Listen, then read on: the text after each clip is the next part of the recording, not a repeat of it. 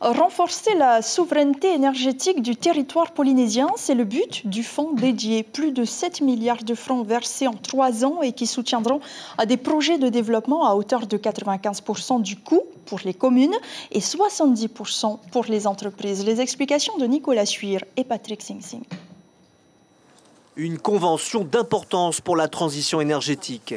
Plus de 7 milliards de francs pacifiques de l'État a injecté en 4 ans dans des projets favorisant les énergies renouvelables.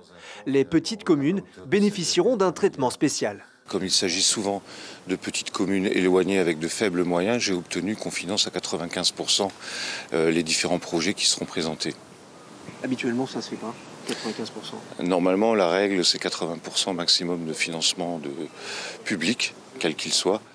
C'est par exemple le cas de la commune de Manihi, où une centrale solaire hybride existe déjà, mais que le maire aimerait développer.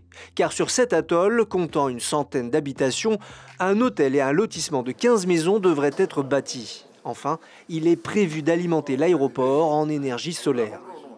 Avec le solaire, nous faisons une économie de 60% sur le budget annuel prévu pour le fonctionnement. Je pense qu'on va aller tout doucement de 70, voire peut-être 80%. 11 autres communes des Tuamotu et leurs projets ont déjà été recensés par le pays, mais il y en a également dans chaque autre archipel.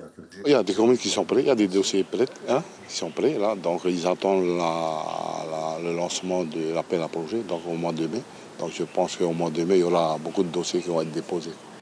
Quant aux entreprises privées, la participation de l'État sera moins importante. La partie privative, donc des entreprises privées qui souhaiteraient venir investir dans les énergies renouvelables, ont des taux variant entre 15 et 70% maximum en fonction du modèle économique et surtout technique qui sera proposé. Plus de 7 milliards de francs pour atteindre au moins 66% d'énergie verte d'ici 2030. Tel est l'objectif du gouvernement. L'information en continu sur Polynésie la première, Internet et réseaux sociaux.